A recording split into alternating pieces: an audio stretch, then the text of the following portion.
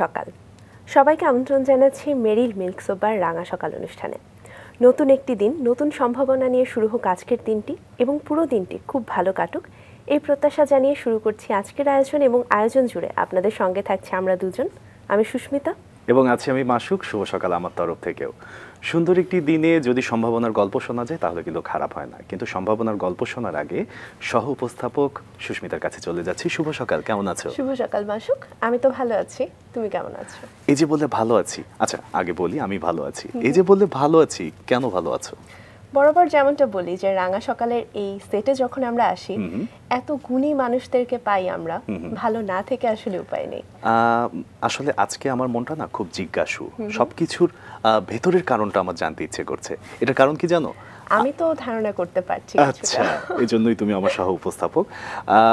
আজকে আমাদের যে অতিথি আছে তার মনটাও কিন্তু খুব জিজ্ঞাসু, সবকিছু সে জানতে চায়। চলো দর্শকদেরকে জানাই কে আছে। চল। প্রিয় দর্শক, আমাদের আজকের অতিথি উদ্যোক্তা সায়ন্তন রায় অর্ক। চলুন তাকে স্বাগত জানাই। শুভ সকাল। শুভ সকাল, কেমন আছেন? ভালো আছি আমি।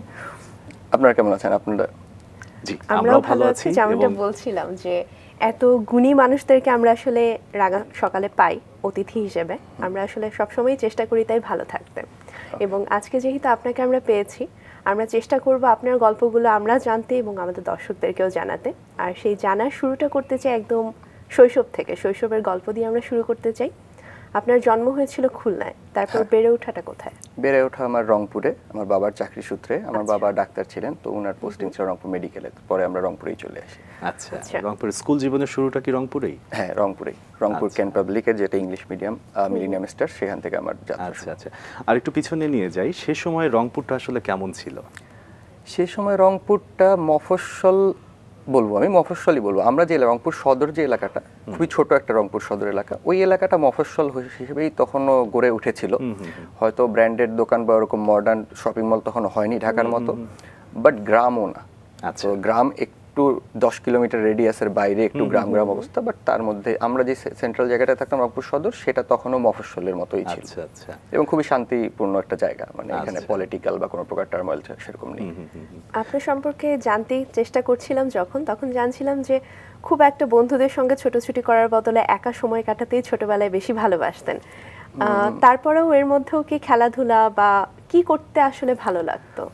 না, আমি ব্যাপারটা এরকম আসলে যে ছোটবেলা যখন আমি ছিলাম, আমার প্রথম যে বাসাটা ছিল রংপুরে, যেখানে আমি ছোট থেকে বড় হয়েছি, আমি স্কুল জীবন শুরু করেছি, ওই বাসাটার আমার একটা জয়েন্ট ফ্যামিলির মতো একটা বাসা ছিল। ওদেরই পুরো বাসার এক সাইডে আমরা ভাড়া থাকতাম। তো ওই ফ্যামিলির সাথে আমার যোগাযোগ ছিল। তো আমার বয়সে ওখানে পুরো এলাকায়, মানে আমার বয়সের সাথে মিল, খুব কাছাকাছি বয়সে 3 জন থেকে 2 জন ছিল, তাও 1-2 বছরের ছোট বড়।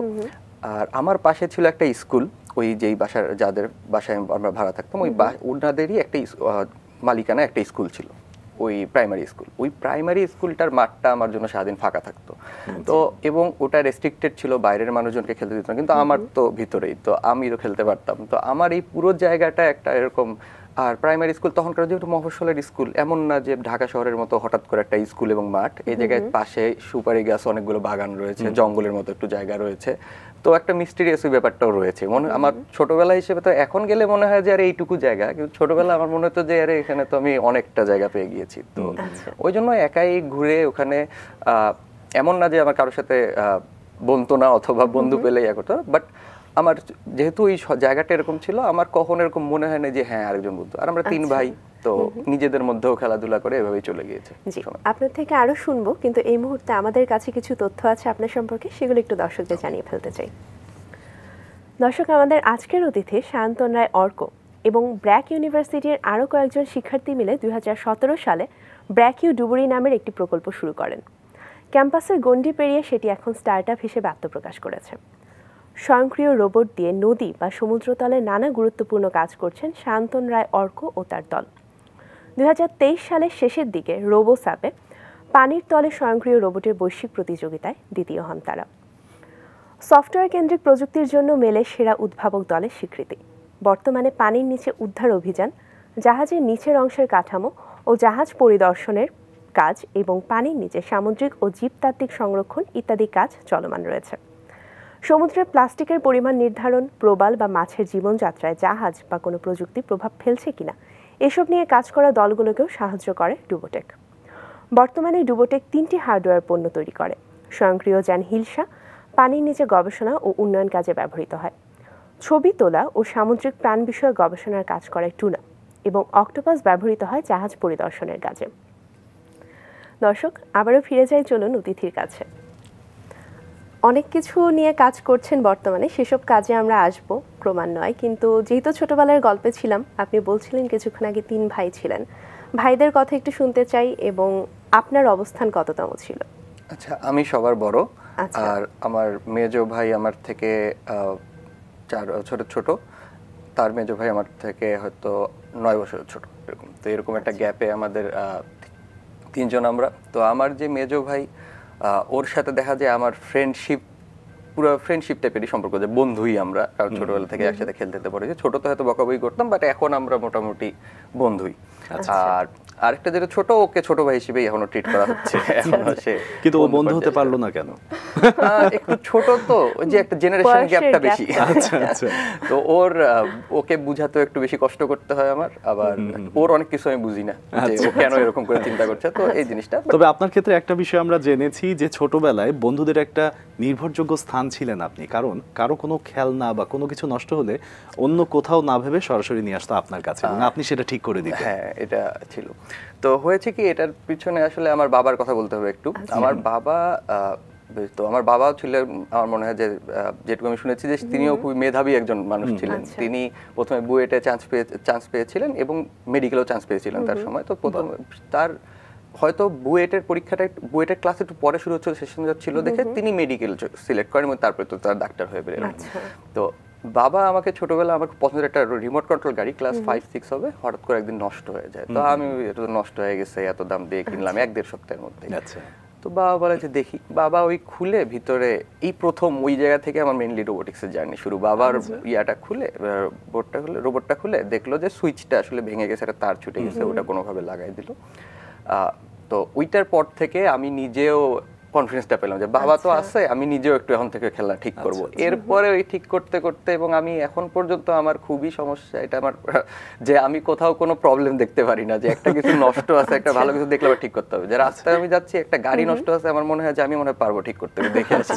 তো এরকম একটা, তো এইটা থেকে ওই বন্ধুরা আমাকে খুব, এবং প্রথম দিকে তো খেলনা, এরপরে হেডফোন, মোবাইল, সব কিছুই দেখা যায় এক সময় আমার কাছে এসেছে, এবং আমি মানুষকে যতটা পারি সাহায্য করেছি। বাহ, দারুণ। চমৎকার। একটু মার গল্প শুনি। আচ্ছা, তো আমার মা, আমি ছিলাম একটু, তো ওই যে ছোটবেলা থেকে জঙ্গলে বনে বাজারে ঘুরে বেড়াচ্ছি যেহেতু আমি, তো ওইটা থেকে তো বোঝাই যায় যে একটু আমার পড়াশোনায় মনোযোগ কম ছিল, বা নিজে থেকে ওই পড়ুয়া ছেলেটা আমি ছিলাম না। হ্যাঁ, আমার রেজাল্ট সবসময় ভালো ছিল, অনেকে বলতো যে অর্ক খুব ভালো ছাত্র, ভালো স্টুডেন্ট, কিন্তু এটা আমি না, আমার মা খুব ভালো কন্ট্রোলার। তো আমার মা আমাকে ছোটবেলা থেকেই একবারে সময় ওরকম করে পড়াতো, এবং মা খুবই ভালো স্টুডেন্ট ছিলেন। তো তিনি আমাকে নোট করতে হেল্প করতেন, এবং মার কাছেই মেইনলি আমি আমার পড়াশোনা বা বই পড়া, এই ধরনের যতগুলো আমার রয়েছে, আমি রান্না করতে পছন্দ করি, এই ধরনের, মানে আবার মা ক্রাফটসে ছিলেন। মা ফুল, ওই আগে ছিল যে অনেক টুলস ইউজ করে ফুল বানানো, এগুলোও মা করতেন। তো এগুলো সব দেখে ওই আর্টস এন্ড ক্রাফটস এর দিকে আমার একটা আলাদা শখ রয়েছে, ওই মার কাছ থেকে এসেছে। মানে খুবই শৌখিন মানসিকতার মানুষ ছিল মনে হয়, এবং একই সঙ্গে সৃজনশীল বলা যায়। সত্যি তাই। এবারে একটু যদি জানতে চাই যে আপনার ভিতরে জিজ্ঞাসু মনোভাব ছিল, এবং যেমনটা বললেন যে জিনিসপত্র ঠিক করতে ভালোবাসতেন, এর বাইরে সেই সময় কি আর কোনো চিন্তা ছিল যে বড় হয়ে আমি এটা হতে চাই, যেহেতু বাবা চিকিৎসক, বাবার মতো চিকিৎসক হবার ইচ্ছা হয়েছিল কিনা? না, আমি যখন আসলে এই কিছু নিজের খেলনা ঠিক করা শুরু করলাম, এরপরে কিছু খেলনা যেগুলো ঠিক হবে না সেগুলো ভেঙে ওটার ইঞ্জিন দিয়ে অন্য কিছু বানানো শুরু করলাম, এটা ক্লাস 6-7, এরপরেই আসলে আমি ধরেই নিয়েছিলাম যে আমি ইঞ্জিনিয়ার হব। আচ্ছা। এবং 8-9 যখন সিলেকশনের সময় আসে বায়োলজি, দেন ওই সময় আমি চিন্তা করেছিলাম যে এটাই সুযোগ যে আমি এই সময় বায়োলজিটা বাদ দিয়ে দেই, কারণ না হলে যেহেতু বাসায় ফ্যামিলিতে আমার আরো ডাক্তার রয়েছে, আমার মামা ডাক্তার, তো যেহেতু এরকম রয়েছে, হয়তো পরে ডাক্তারের দিকে একটা আমাকে ঠেলে দেওয়ার চেষ্টা করা হবে। তো সেজন্য আমি ওই সময় থেকেই বায়োলজি ক্লাস 9-এই মনে হয় আমি বাদ দিই বায়োলজি। আর একটু পিছনের দিকে নিয়ে যেতে চাই, স্কুল জীবনের শুরুটা হলো কিভাবে? রংপুরেই তো? রংপুরেই। কোথায়? তো স্কুল জীবনের শুরুতে আমি তো মিলেনিয়াম স্টার্স রয়েছে রংপুরে, ক্যান পাবলিকেরই পার্ট, ইংলিশ মিডিয়াম যেটা, সেখানে আমি আমার বাসা থেকে কাছেই সেগুলো, তো সেখানেই আমি পড়াশোনা শুরু করি। এরপরে আমি ক্যান পাবলিকে আসি, ক্যান পাবলিক মানে বাংলা মিডিয়াম যেটা, বাংলা মিডিয়ামে পড়াশোনা করি, অনেক বন্ধু হয়, অনেক ফ্রেন্ড ওখানে পাই আমি। ক্লাস 5, 6, 7 পর্যন্ত, এই পর্যন্ত আমি খেলাধুলা স্পোর্টসের সাথে ভাবে যুক্ত ছিলাম না, বাট হ্যাঁ ডিবেট বা কবিতা লেখা, লেখা, সব ধরনের সবকিছু এক্সট্রা কারিকুলার করা হতো। হ্যাঁ, গানও করা হতো। আমার গান শেখার একটা আগ্রহ ছিল, তো গান কিছু সময় শিখেছি, বাট ওই যে পড়াশোনার একটা চাপ ছিল, তো 2-3 মাস করে শিখে এরপরে হয়তো পিএসসি, জেএসসি বা প্রাইমারি যেগুলো বৃত্তি পরীক্ষা ছিল চলে এসেছে বলে ছোট হয়ে গিয়েছে আমার শেখার পরিমিতি। আচ্ছা, তো এইভাবেই 9-10-এ এসে কিছু ইভেন্ট অর্গানাইজেশন যেগুলো করা হয় আমাদের স্কুল কলেজে, নবীন বরণিয়াতে, এগুলোতে আমি অনেক অ্যাক্টিভলি কাজ করেছি। স্কাউটের সাথেও তো খুব অ্যাক্টিভলি ছিলাম। হ্যাঁ, স্কাউটের সাথেও অ্যাক্টিভলি ছিলাম। ক্লাস 8 থেকে আমি স্কাউট করি, এরপরে রোভার স্কাউট করি। তো এইসব সব জায়গায় তো এক্সট্রা কারিকুলারে আমার কখনো কোনো আগ্রহের কমতি ছিল না, সকল ধরনের এক্সট্রা কারিকুলার কাজে আমি কিছুটা করেছি। প্রত্যেকেরই আসলে কমফোর্ট কিছু জোন থাকে, ভালো লাগার কিছু বিষয় থাকে। আমার সহ উপস্থাপক সুস্মিতার কিন্তু গান খুব পছন্দ, তাই না? একদমই তাই, এবং তোমারও নিশ্চয়ই পছন্দ। আমারও পছন্দ, ভীষণ পছন্দ। এবং গানের প্রতি হয়তো আমাদের সবারই মানে গান শুনতে ভালোবাসে এমন মানুষের সংখ্যা বোধহয় কম। এবং যেহেতু আপনি গানের সঙ্গে ছিলেন, আমরা 2 লাইন কি গান শুনতে পারি আপনার থেকে? আচ্ছা, আমি একটা গান মনে পড়ছে, সেটা গাই। সেটা কবে যাব ফিরে, কবে যাব ফিরে, আমার বুড়ি গঙ্গা তীরে, আমার শীতলক্ষা তীরে, সাঁতার কেটে করব গোসল ঘোলা ঘোলা নীলে, বাউন্ডুলে হয়ে ঘুরতাম চকের থেকে বাড্ডা, সংসদ মাঠার রমনা পার্কে দিতাম কত আড্ডা, ফুচকা পেঁয়াজু ডালপুরি, বোয়া মোয়া হায় ঝালমুড়ি, আজও জিভে জল আসে যে সেসব স্মৃতি ঘিরে, কবে যাব ফিরে। চমৎকার। আপনার স্কুল জীবন সম্পর্কে শুনলাম এবং শুনছিলাম যে সেই সময় স্কাউটের সঙ্গে আপনি যুক্ত ছিলেন এবং পরবর্তীতে কলেজের পরে আপনি যোগ দিয়েছিলেন সামরিক বাহিনীতেও। এবার একটু সেই কথায় আসি। আচ্ছা, তো সেটা একটা মজার কাহিনী, মজার একটা গল্প হবে এটা, যে আমার তো তাহলে আমি বায়োলজি বাদ দিলাম কারণ আমি ইঞ্জিনিয়ারিং করতে চাই, তাহলে আমি আবার মিলিটারিতে কি হয়ে গেলাম। তো এটা ছিল সম্পূর্ণ, আমরা 3-4 জন খুব ভালো বন্ধুত্ব কলেজে থাকে স্কুলে, ওর মধ্যে আমার এক বন্ধু ছিল, তার আর্মিতে যাওয়ার খুবই ইচ্ছা। আচ্ছা। এবং সে মিলিটারি ফ্যামিলি থেকেই, তো সে আমাকে এবং আরো 2 জন বন্ধুকে যেটা বললো যে দেখ এরকম একটা, আমরা জানিও না এরকম কোনো এক্সাম যে আমাদের আর্মিতে দিলে যে একটা সুবিধা বলতে একটা রিটেন এক্সাম কম দিতে হয়, বিকজ আমরা অলরেডি ক্যান পাবলিকে পড়ি, তখন এরকম ছিল। তো বললো যে এরকম জাস্ট ডিরেক্ট একটা ভাইবা এক্সপিরিয়েন্স হবে, চাকরি লাইফেরও এক্সপিরিয়েন্স হবে, তোদের প্রফেশনাল লাইফের দিকে এগিয়ে যাবি তোরা, এবং ওখানে মেডিকেল টেস্টও হবে এরকম। মেডিকেল টেস্ট বলতে মেডিকেল টেস্ট ভিগোরাস মেডিকেল, যারা বুঝার তারা বুঝছে যে মেডিকেল টেস্ট কি ধরনের মেডিকেল টেস্ট, সবকিছু। ও বললো যে সবাই মিলে দিই, এরকম ও যতজনকে পারলো সবাইকে বললো যে তুইও আয় সবাই মিলে যাবো, মজা হবে। তো এরকম আমরা তখন এই কলেজে থাকতে এই পরীক্ষাটা আমরা দিয়ে দিই, ভাইবাজের। ভাইবাটা খুব ভালো হয়, আইএসএসবির যে ডাকটা সেটা আমরা পাই। তো আমরা বলতে আমরা যে কয়জন চেয়েছিলাম আমাদের ক্লোজ ফ্রেন্ড, আমরা 4 বন্ধু 4 জনই পাই। তো এরপরে আমি ঢাকায়, তো এইচএসসি হয়, রেজাল্ট ভালোই হয়। এরপরে ঢাকায় এসে উদ্ভাস বা যেটা কোচিং যেগুলো সেগুলো আমরা ভর্তি কোচিং করা শুরু করি, এবং সেখানেও ভালো করছিলাম। ঢাকার থেকে পড়াশোনা করে তখন ভালোই প্রিপারেশন চলতেছে যে না হবে কিছু একটা ভালো হবে। এর মধ্যে আইএসএসবির যেই রাউন্ড সেটা শুরু হয়। আচ্ছা, ওখানেও গিয়েছিলাম, খুব একটা প্রিপারেশন নেইনি। 3 দিন থেকে হয়তো যেটা আইকিউ টেস্টের মতো একটা টেস্ট হয়, সেটার জন্য কিছু কুইজ সলভ করেছিলাম, পরীক্ষা দিলাম এবং খুবই লাইটলি নিয়েছিলাম যে হবে, কিন্তু এবং মনে করেছিলাম কত কিছু, কিন্তু যেহেতু ফিট ছিলাম, ফিজিক্যাল টেস্টগুলোতেও ভালো মার্ক এসেছিল, আর আমার মনে হয় যে বই টই পড়ার কারণে যে কোনো অনেক সিচুয়েশন হ্যান্ডেল করতে হয়, যেগুলোর অ্যান্সার দিতে হয় এসএসবিতে, যে এই ধরনের সিচুয়েশনে তুমি কি করবে, এগুলোর অ্যান্সারও খুব ভালো ছিল হয়তো। সব কিছু মিলে পরীক্ষা ভালোই হয়েছে মানে ইয়াতে, এবং গ্রিন কার্ড চলে আসে। আচ্ছা, তো গ্রিন কার্ড পাওয়ার পরে আমার খালি ফিলিংস ছিল এটা যে বাহ, আসলে ইশতিয়াক ভালো কথা বলছিল, একটা কনফিডেন্স আসলো যে এতজনের মধ্যে। এবং গ্রিন কার্ড আমার ওই বন্ধু পায়নি গ্রিন কার্ড, আচ্ছা আমার আরেক বন্ধু পেয়েছে, কিন্তু যে নিয়ে গেছে সে পায়নি, মানে তার লেজ কাটলো না, বাকি লেজ কাটা হলো না, মানে তার বাকিরা পেল। এখন এরপরে তখন বাসায়, এবং আমার কোনো, আমি তো জানি যে আমি ইঞ্জিনিয়ারই হবো, এটা জাস্ট টেস্ট করে নিলাম আমার নিজের সক্ষমতা। তো বাসায় যাওয়ার পরে আমি এর আগে কখনোই মিলিটারি লাইফ নিয়ে আমি চিন্তা করিনি, এবং আমার ফ্যামিলি তো মিলিটারি ব্যাকগ্রাউন্ডের খুব বেশি কেউই নাই আসলে কাছে। তো এরপরে হঠাৎ করে পরিবার থেকে অনেকে কংগ্রেচুলেশনস ফোন দেওয়ার পরে মানে আমি বুঝলাম না যে কি এটা, কি আসলেই যে এরকম খুব বড় কিছু, কারণ আমার কোনো আইডিয়া নেই।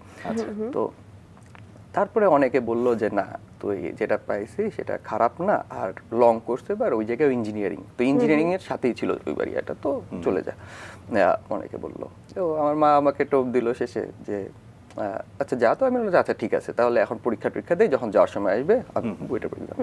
তখন বাবা বললো যে না, ওটা তো 4 বছর যে যাবি বা 3 বছর যাবি, ওটা একটা আটকায় যাবি, ঘুরতে পারবি না, কিছু করতে পারবি না, তোর তো অনেক দেশ ঘোরার শখ, এই যে 4-5 মাস আছে, এখন তুই একটু ঘুরে বেড়া তাহলে যেখানে যেখানে ঘুরতে চাস। তখন মনে হলো যে ব্যাপারটা তো খারাপ না, সবাই ভর্তি পরীক্ষা দেবে, আমি একটু ঘুরে বেড়াই। তো ওই সময় আমি আমার নানু বাড়ি খুব কাছের জায়গা পঞ্চগড়, সেখানে আমি অনেকদিন থাকলাম, দাদু বাড়িতে থাকলাম, থেকে পুরো বাংলাদেশে আরো 2 জায়গায় ঘুরে আমি সময়টা কাটাই। এরপরে আমি আর্মিতে জয়েন করি। তো এইটাই মেইনলি স্টোরি, যে সবাই মিলে কনভিন্স করছে, এবং আমি ভাবছি যে ঠিক আছে হবে। আর আমার খুব ক্লোজ একজন ফ্রেন্ড, মানে ক্লোজ বলতে আমার বেস্ট ফ্রেন্ড চলে এসেছিল। জীবন কোন দিকে গিয়ে গড়াবে এটা আসলে হয়তোবা কয়েক মুহূর্ত আগেও আমরা জানি না, যে কয়েক মুহূর্ত পরে আমরা কোথায় যাব। আপনার জীবনের ক্ষেত্রেও সেটাই ঘটেছে, আপনি আর্মিতে যোগ দিলেন। আর্মি বিষয়টার সাথে আসলে যে জিনিসটা মাথায় চলে আসে, যে বিশাল কঠিন একটা ট্রেনিং পিরিয়ড থাকে, এই পিরিয়ডটা আসলে কিভাবে পার করেছিলেন, উপভোগ করেছিলেন? এটা আর্মি নিয়ে আমি যদি বলি, প্রথম এটা সবাই আমার সাথে, আমার মনে হয় যে বেশিরভাগ মানুষই আমার সাথে যারা করেছে ট্রেনিং তারা করেছে, প্রথমে গিয়ে খুব অ্যাব্রাপ্ট মনে হয় যে হঠাৎ করে আমার সাথে এরকম খারাপ ব্যবহার কেন, হঠাৎ করে আমাকে সারাদিন এত কষ্ট করতে হবে কেন, তো এবং কি হয়েছে, আমি কি দোষ করছি, কি প্রথম দিকে আপনি খুঁজবেন যে আপনি কি দোষ করছেন যে কারণে আপনি এতগুলো পানিশমেন্টের মধ্যে দিয়ে যাচ্ছেন। পরে আপনি বুঝবেন যে আপনি কোনো দোষ করেননি, এটা ট্রেনিং এর পার্ট। তখন একটা অ্যাকসেপ্টেন্স চলে আসে মোস্ট মানুষের মধ্যে। আর প্রথম দিকে একটু খারাপ লাগে হয়তো 20 দিন 10 দিন, যে না অনেক কষ্ট হচ্ছে, ঘুম হচ্ছে না।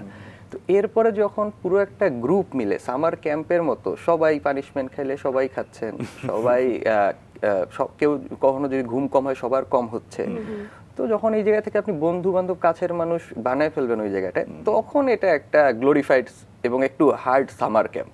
মানে যারা ফিজিক্যালি খুব চ্যালেঞ্জের মধ্যে যায় নাই, যেমন অনেকে একটু ওভারওয়েট থাকে, তাদের জন্য কিছু এক্সট্রা কাজ করতে হয়, ইয়াটে করতে হয়। কিন্তু আমরা যারা ফিট ছিল, যে নর্মাল অ্যাক্টিভিটিস গুলোতে তাদের কোনো কষ্ট হচ্ছে না, তাদের জন্য আসলে ওর পরে একটু ঠিকঠাকই হয়ে যায়। আচ্ছা, কতদিন কাজ করা হলো আর্মিতে? আর্মিতে আমি ছিলাম 8 মাস। 8 মাস। তো এই যে বের হয়ে আসলেন, ওই সময় আসলে মাথায় কি ক্লিক করেছিল, যে কি কারণে বের হলেন?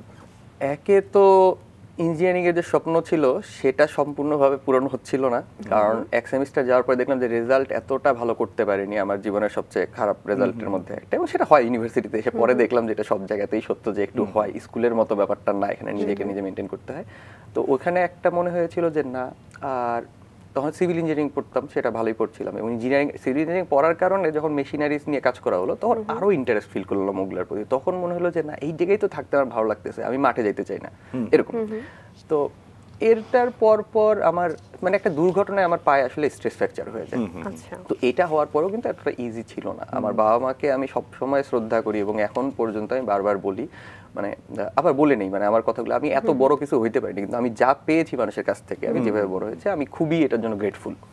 যে আমার বাবা মা, প্রথম দিকে তো একটা প্রেশার থাকে, আমি বাবাকে বলবো যে বাবা আর থাকতে ইচ্ছা করতেছে না, ইঞ্জিনিয়ারিং পড়বো, কিন্তু আমি দেখছি যে পুরো রংপুরে যাওয়ার সাথে সাথে বাবার সিনিয়র থেকে শুরু করে যেই হোক দেখা হচ্ছে, অফিসারের বাবা হয়ে গেছেন আপনি, একটা প্রেশার বলা যায় না, আমি কখনো বলতে পারি নাই, কিন্তু মনে মনে আমি খুবই ইচ্ছা ছিল যে না, আমি ক্রিয়েটিভ একটা সাইড। তো মাঝে 2-একবার বলছি, বাট বাবা মা বলছে যে এখন কিভাবে পসিবল, সেকেন্ড টাইম ইঞ্জিনিয়ারিং বন্ধ। তো এইটা একটা বড় ব্যাপার, বাংলাদেশে সেকেন্ড টাইম ইঞ্জিনিয়ারিং দেওয়া যাবে এক্সাম, বাট আমার মনে হয় যে আমি একটা এমন সিচুয়েশনের মধ্যে গেছি যেখানে সেকেন্ড টাইম দেওয়া গেলে ভালো হতো। এটা সবসময় আসলে জিনিসটা এতটা বা লিনিয়ার একটা রুল থাকা উচিত না।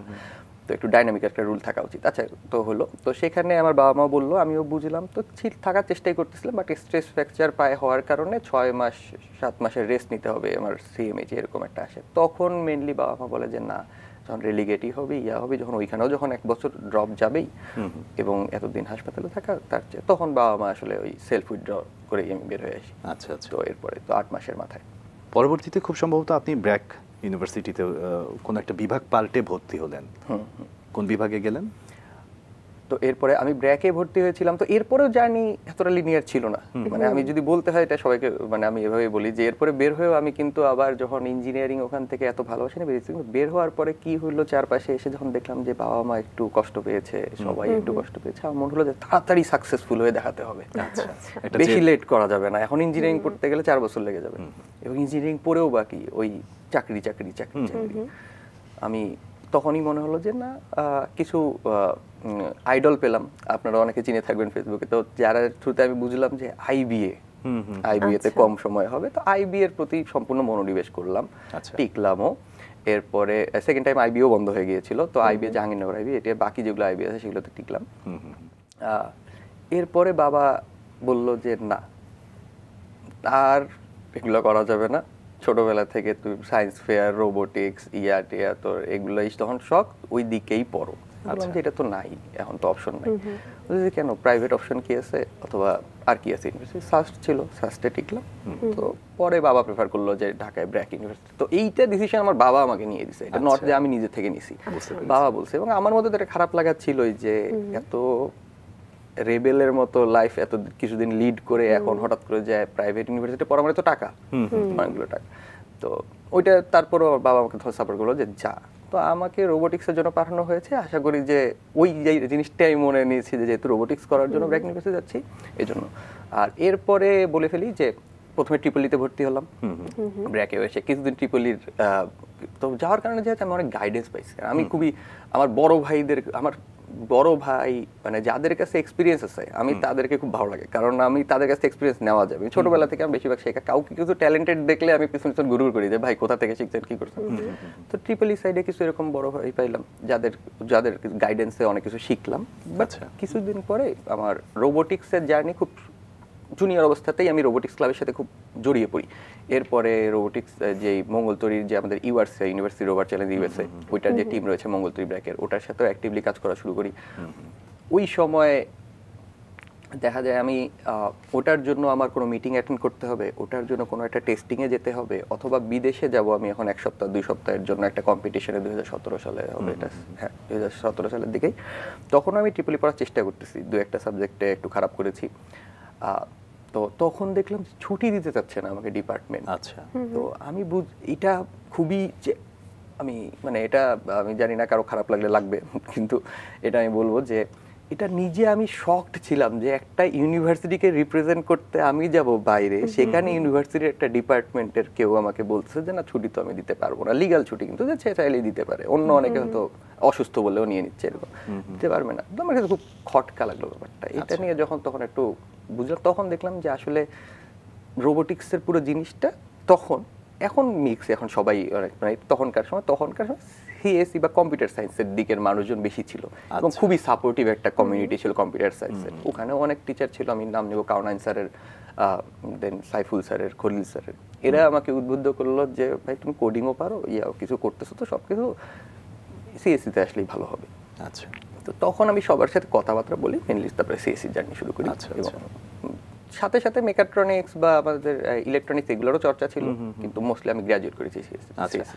দেশের মধ্যেও তো ভার্সিটির ইন্টারনাল কিছু ফেয়ারেও আপনি অংশগ্রহণ করেছেন এবং নতুন নতুন আবিষ্কার করে সেখানে নিজেকে প্রকাশের একটা চেষ্টা আপনার সবসময়ই ছিল। দেশের বাইরে প্রথমে এই ধরনের ইনোভেটিভ আইডিয়া নিয়ে যাওয়া হলো কবে, বা যাওয়া হয়েছিল কিনা? এটা 2017 সালে ইউনিভার্সিটি রোভার চ্যালেঞ্জ, যেটাতে আপনাকে বাধা দেওয়া হয়েছে। হ্যাঁ, যেটাতে বাধা দেওয়া পরে গিয়েছিল, মানে এটা এত বড় বাধা না, কিন্তু মানে এটা ছুটি দিলেও আমি চলেই যেতাম, ছুটি না দিলেও চলেই যেতাম, কিন্তু জাস্ট কেন দেওয়া হচ্ছে না। তো ওটাই ছিল প্রথম। এবং কতদিন থাকলেন, কোন দেশে গেলেন? সম্ভবত আমরা গেলে 1.5 সপ্তাহ বা 2 সপ্তাহের মতো থাকি। কতজন গিয়েছিলেন? আমরা গিয়েছিলাম সেবার হয়তো 8 জনের মতো। 1.5 সপ্তাহ থাকলেন, 8 জন। কোন দেশে? ইউএসএতেই। তো ইউএসএতে উটা যে জায়গাটা, ইউটার যেই ওদের পটভূমিতে বা ওদের যে ওটার যে টেরেন, সেটা অনেকটাই মার্সের সাথে মেলে। তো ওখানেই মেনলি ডেজার্ট স্টেশন, নাসার, দেন মার্স রোভার প্রজেক্টগুলোর যে ওদের যে টেস্টিংগুলো হয়, সেগুলোর অনেকগুলো টেস্টিং ওখানে হয়। ওই এনভায়রনমেন্টেই আমাদেরকে আমাদের রোবটগুলো চালাইতে দেওয়া হয়। তো ওইখানে জাস্ট ওই বাতাস নাই, এই ধরনের যেগুলো ক্রিয়েট করা পসিবল না, যে অক্সিজেন নাই বা ওই অ্যাটমসফিয়ারটা ক্রিয়েট করা পসিবল না, বাট টেরেনটা কাছাকাছি, তো আমাদের রোবটগুলো ওই ধরনের টেরেন দিয়েই চলতে হয়। এবং অনেক টাস্ক থাকে যে অটোনোমাসলি কিছু জিনিস পিক করতে হবে, নিতে হবে, আবার কোনো জায়গায় গিয়ে কাউকে বাঁচাতে হবে, কিছু একটা টাস্ক করে ফেলতে হবে, বাটন প্রেস করে করে একটা কিছু লিখতে হবে রোবট দিয়ে, এই ধরনের টাস্ক ছিল। এবং কমিউনিকেশনের উপরেও খুব জোর দেওয়া হয় ওই আমলে। এখন তো আমরা ওয়াইফাই নেটওয়ার্কিং খুব শিখে গিয়েছি, বাট 2017-18 চিন্তা করলে তো ওয়াইফাই নেটওয়ার্ক তখন আসেনি বাংলাদেশে, এত ব্যবহার হচ্ছিল না। ওই সময় আমরা প্রায় এরকম, এখন যেগুলো building to building P2P connection use হয়, তখন আমি প্রথমবার কমিউনিকেশনে আমি কাজ করেছি। তো আমি কমিউনিকেশনে P2P নেটওয়ার্ক বলে এগুলোকে, যে লং রেঞ্জ নেটওয়ার্ক, যে আপনার এখনকার একটা ওয়াইফাই আপনি 2 কিলোমিটার রেডিয়াস পর্যন্ত মানুষকে সাপোর্ট দিতেন, ওই ধরনের সিস্টেম দিয়ে তখন রোবট চালাতাম আমরা। আপনার ইউনিভার্সিটি জীবনের গল্প শুনছি, আসলে অনেক ঘটনাবহুল বিশ্ববিদ্যালয় জীবন আপনার, এক ডিপার্টমেন্ট থেকে আরেক ডিপার্টমেন্টে আসা, এবং একদমই যখন বলা যায় যে ইউনিভার্সিটিতে তরুণ অবস্থাতে, সেই সময়ই দেশের বাইরেও গেলেন একটি কম্পিটিশনের অংশ নিয়ে। এরপরে আবার দেশে ফিরে এসে নিজেরাই প্রতিষ্ঠা করলেন ব্র্যাকিউ ডুবুরি। সেই প্রতিষ্ঠান, মানে সেটি প্রতিষ্ঠার গল্পটি একটু শুনতে চাই। ব্র্যাকিউ ডুবুরির গল্পটা যেটা বলতে হবে যে সবসময় আমরা থাকি যে একটা নতুন ধরনের প্রজেক্ট দরকার, প্রবলেম কোথায়। একটা তো আমি বললাম যে রাস্তাঘাটে কোথাও গেলে আমার মনে হয় যে কিছু, যে কোনোখানে আপনার এখানে এসেও যদি আমার কোনো কিছু দেখে মনে হয় যে এটা নষ্ট কেন, এটা তো ঠিক হবে খুব ইজিলি, তো আমি ঠিক করার চেষ্টা করবো। তো ওইটা থেকে আমরা সবসময় প্রবলেম খুঁজতে থাকি, বিকজ রোবোটিক্সের আমরা অনেকগুলো টুলস, অনেক কিছু নিয়ে কাজ করছি। তখন আমি একটা এবং আরও একটা কি, এটা বলে ফেলা উচিত, তখন আমি একটা ইন্টার্নশিপ করি রোবোগিয়ার্স নামে একটা কোম্পানিতে। ওই সময় রোবোগিয়ার্স তারাই এখন যেরকম টেকশপ বেরিয়ে, এরা যেমন রোবোটিক্স কিটগুলো বিক্রি করে, রোবোটিক্সের বিভিন্ন সেন্সর, ওই ধরনের। ওখান থেকে অনেকগুলো এক্সপিরিয়েন্স গ্যাদার করি এবং কনফিডেন্স আরও বেড়ে যায় যে অনেক ধরনের। কিন্তু তাহলে কি হলো, অনেক ধরনের, এবং ওদের যদি ইন্টার্নশিপ করছি, ওদের টিউটোরিয়াল বানাচ্ছি, অনেকগুলো সেন্সরস, অনেক মোটরস আমার হাতে আছে, কিন্তু ওটা দিয়ে আমি বানাবো কি, অ্যান্ড খুব ইনোভেটিভ কিছু বানাইতে হবে। আমি এমন মানে আর বানাতে ইচ্ছা করছে না যে অলরেডি অনেকে বানিয়েছে, আমি আরেকটা ভার্সন বানাবো। মনে হচ্ছিল নতুন কিছু বানাই, এমন কিছু কি বানানো যায় যে মানে যেটা খুব কাজে লাগবে বা যেটা কেউ চিন্তা করতে পারতেছে না। এরকম খোঁজার তো সবসময় একটা ইচ্ছা থাকে। এর মধ্যে অনেক ধরনের প্রজেক্ট নিয়ে কাজ করেছি। দেখা যায় ছোট ছোট সিএনসি তখন ছিল, নতুন এসেছিল সিএনসি বলতে পেন প্লটার বলে, সিএনসি বলে। দেন এগ্রিকালচারাল কিছু রোবট বানিয়েছি যেগুলো প্লাউইং কাজ করে। এগুলো করতে দেখা যাচ্ছে কিন্তু ওই ফিলটা পাচ্ছি না, যে না ইনোভেটিভ না, নট ইনোভেটিভ এনাফ, এরকম টাইপের কোনোটাই টেনে নেওয়া হচ্ছে না। হয়তো প্রথম প্রোটোটাইপ করেই ছেড়ে দিচ্ছি, আমরা প্রোটোটাইপিং এর কাজ করতেই থাকি ছোট ছোট রোবট। কিন্তু পরে এটা একটা যেটা হলো, এক আমাদের ভাইয়া ছিল শাকিল ভাইয়া, ওনার নাম দেবো শাকিল ভাই, ওনার কাছে আমি প্রথম আন্ডার ওয়াটার রোবোটিক্সের জন্য প্রিপেয়ার করা কিছু মোটর দেখতে পাই। মোটরগুলোকে ওয়াটারপ্রুফ করার চেষ্টা করছিলেন তিনি, এবং করেছিলেন, মানে তিনি তখন করেছেন, 3 মাস হয়ে গিয়েছে এবং ছেড়ে দিয়েছেন। তো ওনার সাথে কথা বলে, ওনার কাছ থেকে কাজ শিখতে গিয়ে, উনি তখন ওনার কাছে গেম ডেভেলপমেন্ট, দেন অগমেন্টেড রিয়ালিটি এইসব নিয়ে কাজ শিখছিলাম। উনি বললেন যে, উনি রোবোটিক্স ক্লাবেরই, উনি বললেন যে, আমি বললাম যে এই রোবট এটাতে কি বানাতে গেছো, এগুলোতে এত গ্লু আঠা এগুলো লাগানো কেন? সেগুলো পানির নিচে চালানোর জন্য। পানির নিচে মোটর চালানো কেন? তখন ভাইয়া আমাকে খোঁজ দিয়েছিলেন যে এই যে এরকম একটা কম্পিটিশন থাকে। তো মাথার ব্যাক অফ দ্য মাইন্ড ওই কথাটা ছিল আমার, যে ওকে এরকম একটা কম্পিটিশন আছে, এরকম রোবট আছে, পানির নিচে বানানো যায়। এবং কারণ ওয়াটারপ্রুফ কিভাবে বানাবো, এর আগে তো কখনো চিন্তাই ছিল পানির নিচে রোবট চালাবো। যেহেতু ওনার কাছে দেখছি যে ওনারা অ্যাটেম্প নিছেন, মাথার ব্যাক অফ দ্য মাইন্ড ছিল। এরপরে আসলে কিছু দুর্ঘটনা ঘটে ওই সময় বাংলাদেশে। কিরকম? যেমন নৌকা ডুবি একটা ঘটনা ঘটে সমুদ্রের এই পাশে, এবং উদ্ধার কাজ নিয়ে প্রচুর জটিলতা হয়। তো তখন আমি একটু খোঁজ নিয়ে দেখি যে আসলেই বাংলাদেশে যে ম্যানুয়াল পদ্ধতিতে, যেভাবে ম্যানুয়াল পদ্ধতিতে এই কাজগুলো করা হয়, এটা কোনোভাবে ফিজিবল না। এটা ফিজিবল না ইন এ সেন্স, আপনার শীতকালে ঠান্ডায় ডুবুরিরা নামতে পারে না। অনেক সময় যখন বেশি ডিপ হয় তখন ডুবুরিরা ওখানে নামতে পারে না। বাংলাদেশের বেশিরভাগ জায়গার নদীর পানি কিন্তু ঘোলা।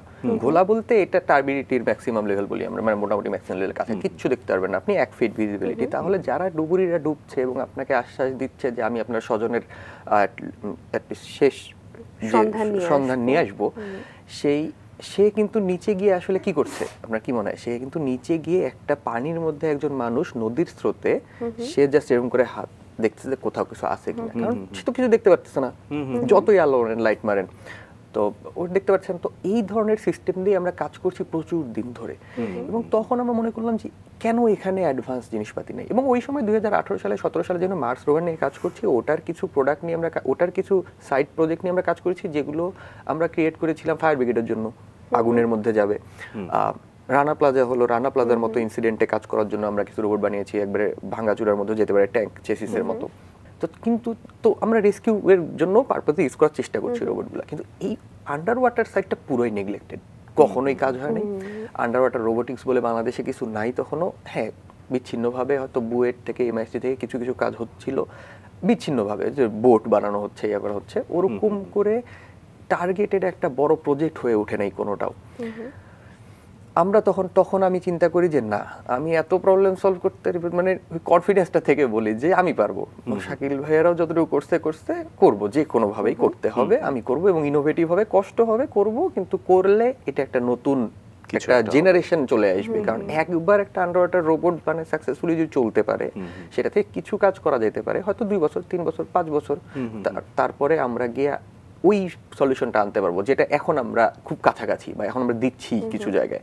তো ওই সময় ওই গোলটাই ছিল। এবং আরো একটা ব্যাপার ছিল যে আমরা তখন রোবোটিক্স ক্লাব যেটা বলে, রোবোটিক্স ক্লাবের প্রেসিডেন্ট ছিলেন তখন আদনান সাব্বির ভাই, আর আমি তখন হবু প্রেসিডেন্ট হব করছি, যে আমি বুঝতে পারছি যে এরকম। তো আমাদেরও রোবোটিক্স ক্লাবের হয়ে আমাদের এটা ছিল যে ক্লাবে আমরা টেকনিক্যাল কাজ আরো বাড়াতে চাচ্ছিলাম, ওয়ার্কশপ বেশি করাচ্ছিলাম, বেশি করাচ্ছিলাম, এবং আমরা ক্লাবের জন্য একটা প্রজেক্ট খুঁজছিলাম। কারণ ক্লাবেরও একটা বাৎসরিক ফান্ড থাকে, বাজেট থাকে, সব মিলে কিভাবে জানি একটা মানে একটা মেলবন্ধন হয়ে গেল। এবং আমরা আমাদের faculty doctor Khalilur Rahman sir, উনাকে গিয়ে আমরা বললাম, প্রথমে তো উনি বিশ্বাসই করলেন যে পানির নিচে, বিশ্বাস করলেন না বলতে ওরকম না, বাট যেটা অনেক কষ্ট হবে, এত ফান্ড, এত টাকা, এগুলো মোটরগুলোর দামই একটা 20,000 টাকা এরকম। তখন এটা ছাত্র জীবনে আসলে এত টাকা, তা আমরা বললাম যে স্যার আমাকে আপনি ওভারঅলি 20-25 হাজার টাকার বাজেট দেন, আর না দিলে আমরা নিজেরাই 5-6 জনের টিম বানাই, সবাই 5,000 টাকা দিয়ে একসাথে করে আমরা শুরু করি। দেখেন, মানে থেমে থাকবো না, যে আমরা করতেই হবে, যে কোনো ভাবে আমরা উপায় বের করে নিয়ে আমরা করবো। আচ্ছা, আমি একটু জানতে চাই এই জায়গাটাতেই, ব্র্যাকিউ ডুবুরি কখন ডুবোটেক্স হলো? আচ্ছা, তো ডুবোটেক হওয়ার যাত্রাটা হলো 2023-এর পরে। তো আমরা তো 2000 অনেক পরে। আচ্ছা, এই গল্পে তাহলে আরেকটু পরেই আসি।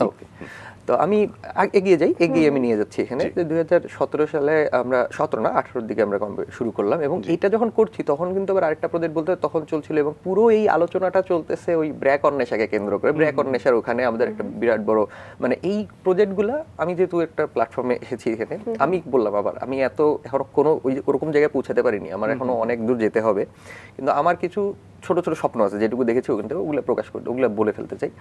যে কমিউনিটি খুবই ভালো কাজ করে যে কোনোখানে, এনি প্লেসেস, এটা সাংবাদিকতায় হতে পারে, আমাদের রোবোটিক্সে হতে পারে। কমিউনিটি খুব বড় একটা জিনিস, একটা ভালো কমিউনিটি ভালো মতো মেনটেন করতে হলে ওইটা একটা দেশের অনেকটা উন্নতি দিতে পারে। তো আমাদের ওখানে যেটা ছিল যে ব্র্যাক অন্বেষা করলো এতগুলো টাকা, মঙ্গলতরীতে যায় এতগুলো টাকা, এবং অনেকেই বাইরে থেকে বলে এগুলো তো খালি টাকা দিচ্ছে, টাকাগুলো এগুলো কি হবে, এই রোবট তখনও চলবে না, অনেকে মনে করে মঙ্গল। এবং আমরা কমেন্ট পাই এরকম, কিন্তু এখনো আমাদের কমেন্টে দেখবেন যে এগুলো রোবট মঙ্গল গ্রহে চলবে, বাংলাদেশ বানাবে রোবট, এগুলো এরকম অনেক কিছু চলে। ঘটনা হলো এই রোবটটা কোথাও যাবে না, যাবে এই মানুষগুলা। আমাদের ওই রোবোটিক্স প্রোগ্রাম আগের যে যারা সিনিয়র ছিলেন তারা অলরেডি গুগল, মাইক্রোসফট, অ্যামাজন, সব জায়গায় বড় বড় জায়গায় গিয়েছেন, এবং আমরাও তাদের পিছন পিছন হাঁটার চেষ্টা করতেছি এখন যে আমরা বড় কিছু করব। তো এটা বলার কারণ হলো 2017 সালে আমরা এই যে কাজগুলো করলাম, ওই সময় এটা 18 সালে কাজগুলো করলাম, 18 সালের এই সময় এই পুরো জিনিসটাই গড়ে উঠেছিল ব্র্যাক অন্বেষা প্রজেক্টের আশেপাশে গিয়ে। কারণ পুরো ভার্সিটিতে একটা উদ্ভাবন চলতেছে, সবাই ভাবতেছে আমরা প্রথম ন্যানো স্যাটেলাইট পাঠাবো বাংলাদেশ থেকে ব্র্যাক ইউনিভার্সিটি। তো এই জন্য এগুলো নিয়ে চর্চা বেশি হচ্ছিল দেখে ওই সময় এই জাম্পটাও আমরা দিতে পেরেছি, যে একটা নতুন ইনোভেটিভ কাজ সবাই নিয়েছে। হ্যাঁ, ব্র্যাক অন্বেষা যদি আমরা করতে, স্যাটেলাইটে যদি বানানোর চেষ্টা করতে পারে বাংলাদেশ, তাহলে পানির নিচে তো বানাতে পারো। তো এইটাও একটা পুশ ছিল। 18 সালে গেলাম আমরা, 18 সালে প্রথম গিয়ে ভাঙ্গাচুরা একটা রোবট, ভাঙ্গাচুরাই বলবো আমি, এখনো আমাদের ছবি ইন্টারনেট আমাদের ব্র্যাকিউ ডুবুরি দিয়ে সার্চ করলে আমাদের প্রথম 17 সালের রোবটটা দেখতে পারবেন আপনারা। ওটা প্লাস্টিক পাইপ দিয়ে পুরোপুরি অ্যাক্রিলিক নিজেরা যেটা আমাদের হেয়ার ড্রায়ার দিয়ে অ্যাক্রিলিক বাঁকিয়ে বাঁকিয়ে গোল করে সব ধরনের। এই রোবটটার কাজ কি ছিল বা এটা তৈরির উদ্দেশ্যটা কি ছিল? আচ্ছা, ওটা ছিল হলো প্রথমবার যখন আমরা রোবট বানাই তখন সেটা থাকে হলো আমাদের একটা কোথাও শোকেস করার জন্য।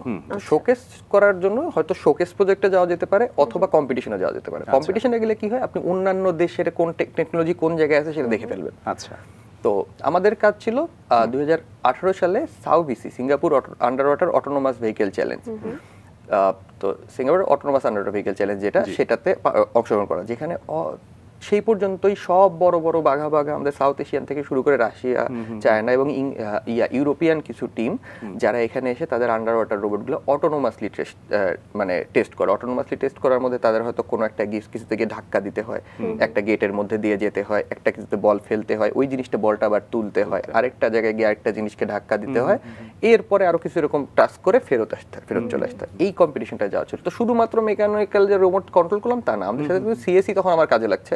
অন্যান্য সিএসি আরো প্রোগ্রামার আরো ভালো ভালো যারা আছে তাদেরকেও আমরা অনবোর্ড করছি, কারণ আমাদের পুরোটাই ভিশন বেসড হতে হবে, যে নিজে থেকে যেন চলতে, স্বয়ংক্রিয় কৃত্রিম বুদ্ধিমত্তা, এআই যাই বলেন।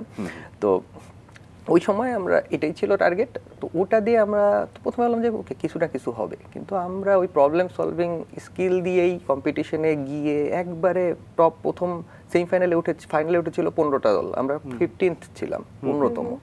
তাও আমরা হয়েছি ওখানে মানে খুব লাস্ট মোমেন্টে কিছু চেঞ্জের কারণে, মানে এরকম করে পৌঁছালাম। কিন্তু ফাইনালে গিয়ে দেখলাম যে আমাদের ক্যাপাবিলিটি আছে, তো আমাদের ভিশন ক্যাপাবিলিটি দিয়ে আমরা গেটটা ক্রস করে কিছুটা টাস্ক করি, যার কারণে আমরা এবার সপ্তম হয়ে যাই। সপ্তম হয়ে যাওয়া কিন্তু তখন খারাপ না, কারণ সপ্তমের পরে আমি দেখতেছি IITS এরপরে ইন্ডিয়ান অনেকগুলো ইউনিভার্সিটি আছে। আমাদের মেইন কম্পিটিশনের একটা থাকে আশেপাশের কোনো দেশ আমার আগে যেতে পারবে না, ইন্ডিয়া তো নয় যে না, ওরা সেকেন্ডে থাকলে আমাদের প্রথম উইন, এরপরে আমরা কোন পজিশনে আছি তো ওরা যেন না কাটায় ফেলে।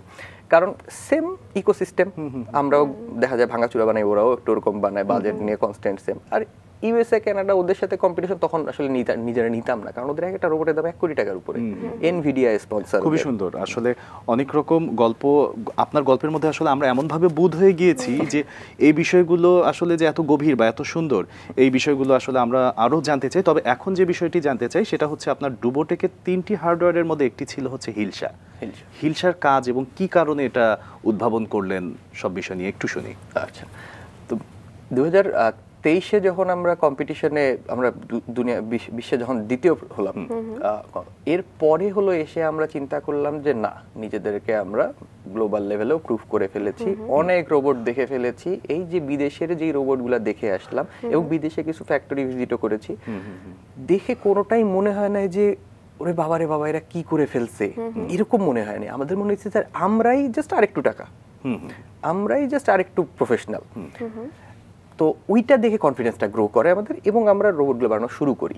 ওই সময় আমাদের টার্গেট ছিল যে একটা হলো 3টা সেক্টরে হবে, একটা খুবই ছোট রোবট যে কোনো সময় যে কোনোখানে নামায় দেওয়া যাবে, সেটা হলো টুনা।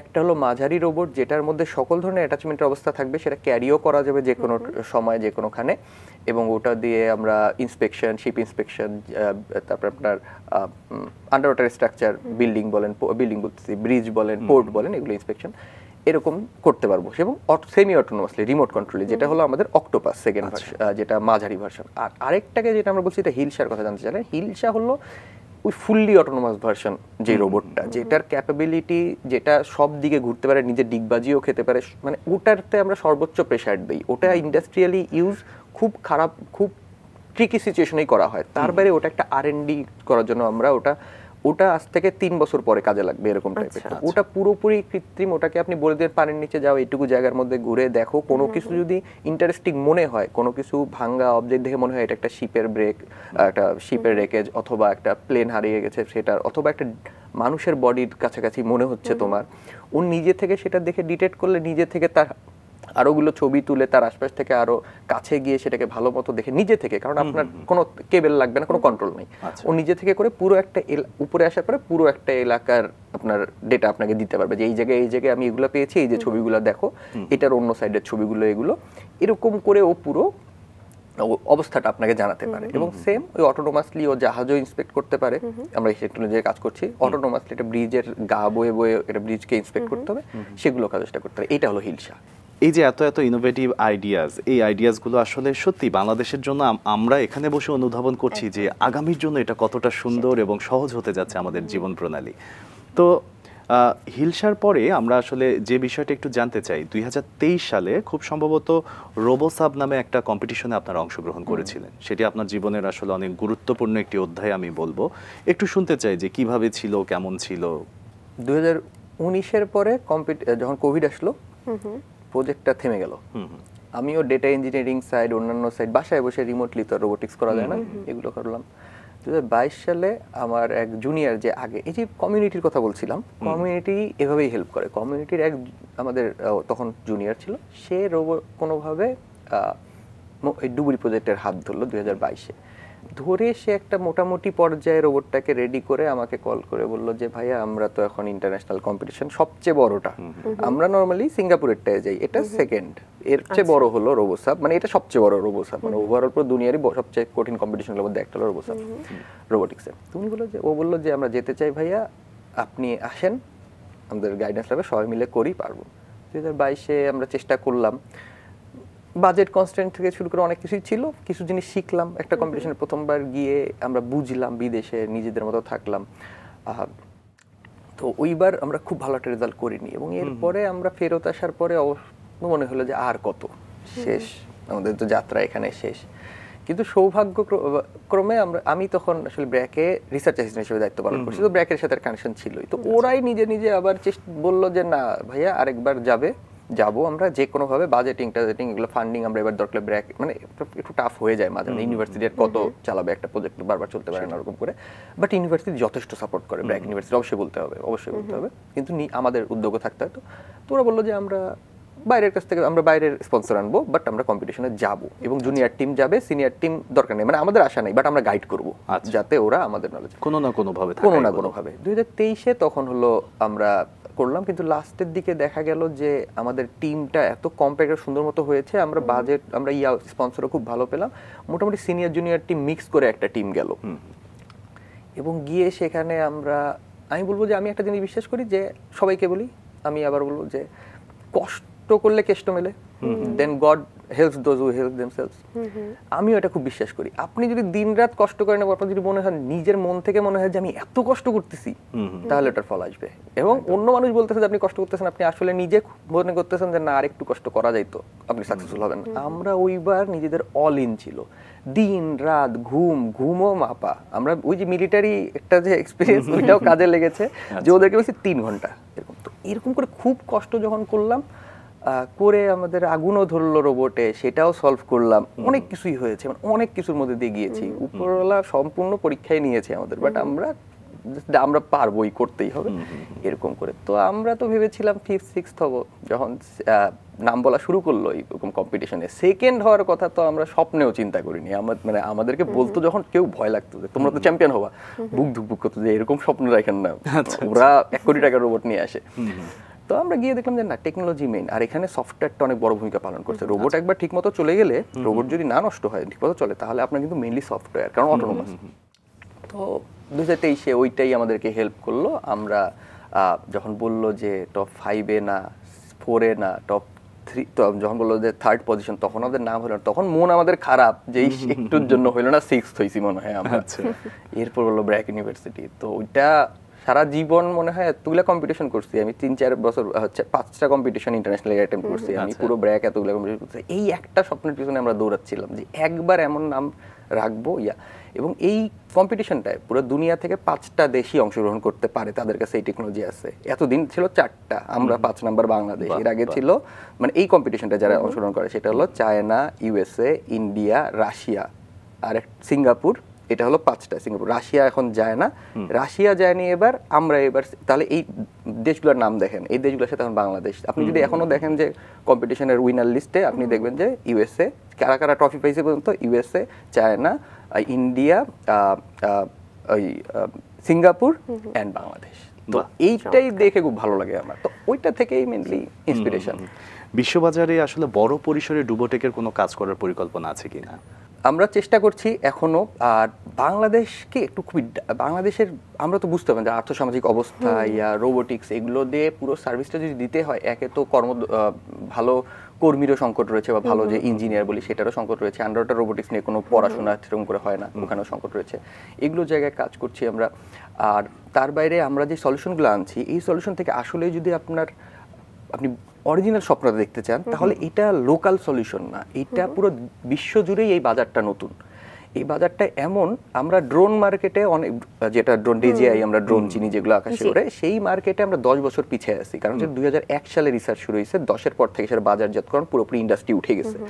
আমরা ড্রোন বানানো শুরু করছি 2012, 13, 14 এর দিকে এসে বাংলাদেশ, কারণ আমরা তখন উন্নয়নশীল বা থার্ড ওয়ার্ল্ড কান্ট্রি এরকম। সেটা আন্ডার ওয়াটার রোবোটিক্সে হাউএভার আমরা নিজেদেরই বলবো যে আমাদের থ্রুতে এবং আরও যারা কাজ করেছে আমাদের টিমের সাথে, আমরা প্রথম জেনারেশনেই সেই কম্পিটিশনের কাছাকাছি একটা রোবট রেডি করতে পেরেছি। এবং আমাদের সামনে অপার সম্ভাবনা আছে যে এই পুরো নতুন ডোমেনটাকে লিড করার অথবা বাকিদের সাথে টেক্কা দিয়ে কাজ করার, যেটা আমাদেরকে আমাদের সমুদ্র সীমায় হেল্প করবে, আমাদের রেস্কিউ মিশনগুলোয় হেল্প করবে, এবং ওভারঅল যে R&D, বাংলাদেশ যে একটা R&D হাব হতে পারে। বাংলাদেশ কিন্তু খুবই সবাই অনেক ভালো প্রবলেম সলভার, এখানে আমাদের সারাদিন প্রবলেম সলভ করতে হয়।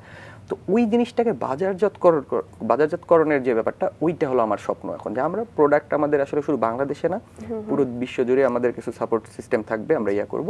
এখনকার জন্য আমরা পুরো বাংলাদেশের যে আমাদের সমুদ্র সীমা রয়েছে, পুরোটাকে সিকিউর করা, পুরোটার ইন্সপেকশনের কাজ করা, এবং নদীগুলোতে এই ধরনের কাজগুলোতে প্রথম দিকে মনোনিবেশ করছি। এবং এই যে বিষয়টা আপনি বলছিলেন, হয়তো কিছুটা আক্ষেপ নিয়ে, যে এখনো অনেকে বলে যে বাংলাদেশিরা রোবট বানাবে বা বাংলাদেশিরা কাজ করবে, এবং এই সেক্টরটার মাধ্যমে আসলে অপার সম্ভাবনা রয়েছে যে সকলকে চিনিয়ে দেওয়া যে বাংলাদেশ রোবট নিয়ে কি করতে পারে। এবং যেমনটা মাসুক বলছিল যে নদীমাতৃক দেশ আমাদের, এবং আমাদের জন্য এই যে প্রতি বছর আমরা দেখি লঞ্চ দুর্ঘটনা, এছাড়াও আরও অনেক সমস্যা, আমাদের পানি দূষণ, এত এই যে নদীগুলো ভরাট হয়ে যাচ্ছে, এত সব সমস্যা, এসব নিয়ে মূলত আপনারা কাজ করে যাচ্ছেন। এবং একটু যদি জানতে চাই যে ভবিষ্যৎ পরিকল্পনা আসলে দেশের ভেতরে এই রোবট নিয়ে কাজ করা, রোবোটিক্সের প্রতি ইন্টারেস্ট করে তোলা আরও বেশি করে, সেই ক্ষেত্রে আপনারা কি চিন্তা করছেন? আচ্ছা, তো আমরা এখন বিভিন্ন জায়গায় একে তো এই যে আমাদের যে যাত্রা অ্যাজ এ স্টার্ট আপ, এইটাই অনেক বড় একটা কিছু, যে একটা প্রজেক্ট থেকে একটা স্টার্ট আপ হয়ে বিজনেসে আমরা ভায়াবলি এখন পর্যন্ত আমরা বলবো যে আমরা ভালোই পার্টনারশিপ যেগুলো আমাদের যাদের সাথে কাজ করছি, আমরা ভালোই অগ্রসর হচ্ছি। ওই জিনিসটা বোঝাও যাচ্ছে এবং এটা বাইরের মানুষ দেখছে। তো স্টুডেন্টরাও এখন খুবই আগ্রহী। এর আগে কিন্তু মানুষের ছিল যে শুধু একটা প্রজেক্ট করব, করে বিদেশ চলে যাব, বাট এখন সবাই চিন্তা করছে। এখন যে কোনো কারোর সাথে প্রজেক্ট শোকেসিং এ যাই, জাজ হিসেবে বা কিছু হিসেবে দেখা হলে যে ভাইয়া এটাকে মার্কেটে কিভাবে নিয়ে যাওয়া যায়, তো মার্কেট রিসার্চ কিভাবে করতে হয়, তো এই ধরনের। তো আমার মনে হয় যে ওই ট্রেন্ডটা শুরু হয়ে গেছে, যখন আমরা আসলেই জিনিসগুলোকে আর শুধু একটা ওই সায়েন্স প্রজেক্ট হিসেবে না নিয়ে আমরা এটাকে বড় পরিসরে চিন্তা করব। আর তারই সাথে বাংলাদেশে আন্ডার ওয়াটার রোবোটিক্স নিয়ে এই মুহূর্তে সম্ভবত আরো 3টা থেকে 4টা ইউনিভার্সিটি কাজ করছে বাংলাদেশে। তারা শুরু করেছে রিসেন্ট 2022-এর পর থেকে। তো এরকম সবাই মিলে শুরু করলে আমাদের বাংলাদেশের পানি সম্পদকে যদি আমরা কাজে লাগাতে পারি, সমুদ্রের খনিজকে কাজে লাগাতে পারি, এটা আগামীতে অনেক বড় একটা অ্যাসেট হবে। এবং সেই জায়গায় টেকনোলজি আমাদের নিজেদের রেডি থাকা উচিত। আমি বলছি না আমার রোবটটাই পানির নিচে নামতে হবে, কিন্তু যদি সেখানে ইউএস এর কোনো একটা অর্গানাইজেশন এসে রিসার্চ করতে চায়, আমরা যেন তদারকিতে অ্যাটলিস্ট থাকতে পারি, আমরা সেখানে কনসালটেন্সি করতে পারি, এবং 5-6 বছরের মধ্যে আমার রোবটই সেখানে থাকতে পারে। তো এই কর্মদক্ষতা, এই দক্ষতাটা তৈরি করা এখন আমাদের মূল উদ্যোগ। দারুণ।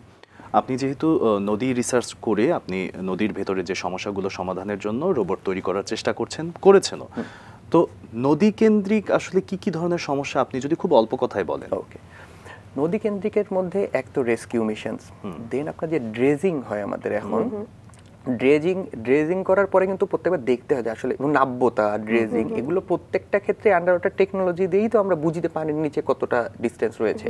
এখন পর্যন্ত সেই সলিউশনগুলো দেওয়া হতো বড় বড় শিপে, সার্ভে শিপ বলে, সার্ভে শিপ যে তারপরে করতে হতো। এবং কখনো কোনো জাহাজ খুঁজতে হলেও সেখানে সার্ভে শিপ দিয়ে আপনার সোনারের থ্রুতে সেখানে পানির নিচে দেখা হতো যে কোথায় জাহাজটা ডুবে গেছে বা কোথায় লঞ্চটা ডুবে গেছে। আমরা হলো newer version of those technologies নিয়ে কাজ করছি, যেগুলো কম্প্যাক্ট এবং পোর্টেবল। ওই সেম সলিউশন আপনি পেয়ে যাচ্ছেন এতটুকুর মধ্যে। হয়তো আপনি সারফেস ভেসেলের মধ্যে লাগাই ফেলতেছেন, মানে আপনি ছোট স্পিড বোটে লাগাই ফেলতে পারতেছেন, আপনি আমাদের মতো আমাদের অক্টোপাস হিলসা ইউজ করতে পারতেছেন। এরকম করে আপনি হলো মেনলি ওই রেস্কিউ মিশনগুলো, দেন ড্রেজিং, দেন এই ধরনের ইন্সপেকশন, এরপরে আপনার সমুদ্রে, আবার বলি যে সমুদ্রে নদীপথে কিন্তু আমাদের অনেক ইয়াও, মানে আপনাদের যেটা বলি যে ক্রিমিনাল অ্যাক্টিভিটিসও হয়, সেটা আপনি জলদস্যুদের কথাও বলতে পারেন, অথবা বলতে পারেন ড্রাগ চালান, এগুলো কাজও হয়, বালি উত্তোলন, বালু উত্তোলন। এই সব জায়গায় আপনি যদি নদীতে আমরা এরকম অটোনোমাস কয়েকটা নৌকার মতো জিনিসও ছেড়ে দিতে পারি, অথবা আমরা এরকম আন্ডার ওয়াটার সলিউশন দিয়ে টেস্ট করতে পারি যে কোন নৌকার নিচে কিছু এক্সট্রা আছে কিনা, এই ধরনের সার্ভিলেন্সেও আমাদের রোবটগুলা সম্পূর্ণরূপে সক্ষম। দারুণ, সত্যি চমৎকৃত হওয়ার মতোই। সুস্মিতাও যেমনটা আমার সাথে সমস্যারে বলছিল যে চমৎকার। সুস্মিতা, দেখো আমাদের আজকের অতিথি একই সাথে এত এত বেশি কাজ করছেন, এবং যেটি আমাদের নদী বা আমাদের যে আন্ডার ওয়াটার অ্যাক্টিভিটিগুলো সেগুলোকে কত সহজতর করে তুলছে। আমার তো ইচ্ছে করছে যে আরো ঘন্টার পর ঘন্টা এই গল্পের মধ্যে ডুব হয়ে থাকে, আরো শুনি, আরো জানি, কিন্তু সময়ের তো একটা বাধা আছে। চলো আমরা বিদায় নেই।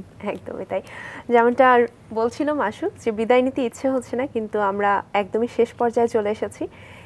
আপনার যদি এই মুহূর্তে রাঙা সকালের দর্শকদের উদ্দেশ্যে কিছু বলার থাকে বলতে পারেন। আচ্ছা, আমি এটুকুই বলতে চাবো, আমি সব জুনিয়রদের উদ্দেশ্যে কথা বলতে চাবো, কারণ আমি এত বড় কিছু হইনি। আমি মনে করি যে আমাদের যে ছোট আছে, যারা ইউনিভার্সিটিতে আছে, যারা পড়াশোনা করছে, এদের সবার উদ্দেশ্যে বলবো যে কাজ, স্কিল তো শিখতে, আমরা সবাই বলে যে স্কিল শিখতে হবে, কিন্তু স্কিল শেখানোর ওগুলো টেকনিক আছে। সেটার জন্য বড় ভাইদের পিছন পিছন ঘোরা লাগতে পারে, সেটার জন্য ফ্রিতে অনেক জায়গায় কাজ করা লাগতে পারে। এখন আমরা অনেক বৈষয়িক পুরো বিশ্বে ব্যাপারগুলা, সবাই আমরা সবকিছুর এগেনস্টে একটা টাকা চাই, সবার এগেনস্টে একটা চাই, বা আমরা সবকিছু একটা প্রুভেন একটা রেজাল্ট চাই। বাট আমি আমার লাইফের এক্সপিরিয়েন্স থেকে বলতে পারি যে আমি প্রুভেন রেজাল্ট, যখন যেটা ভালো লাগছে আমি সেটা শিখছি, এন্ড ওভারঅল দিন শেষে সবগুলো একখানে সে কিভাবে জানি মিলে গেছে। Skill always helps. তো যেখানেই স্কিল শেখার জায়গা রয়েছে, সেটা ক্লাব হোক, কমিউনিটি হোক, সেসব জায়গায় সব কাজ করার। আর যেটাই করা, সেটা ওই যে আমি সবাইকে বলি যে কিছু করলেই যে মা বলে যে কি রে তুই এত কষ্ট করতেছিস কেন, আমি মা বলছে যেটা করবা ভালো মতো করবা। তো এই কথাটা সবার জন্য মনে থাকে, যেটাই করবো আমি ভালো মতো করবো, 3 দিন 4 দিন করে যদি ভালো না লাগে এরপর অন্য কিছু চিন্তা করবো, অর্ধেক আধা আধা কাজ আমরা করবো না। তাহলে আমার মনে হয় যে আমরা রোবোটিক্স কেন, যে কোনো বিষয় ওই জ্ঞানটা এবং ওই কমিউনিটিটা করে বাংলাদেশকে একটা যদি আমরা উপকার করতে চাই, বাংলাদেশের জন্য কাজ করতে চাই, সেজন্য এইভাবেই কাজ করতে হবে খুব কষ্ট করে। অনেক ধন্যবাদ এবং শুভকামনা আপনার জন্য, এভাবেই এগিয়ে যেতে থাকুন। ধন্যবাদ।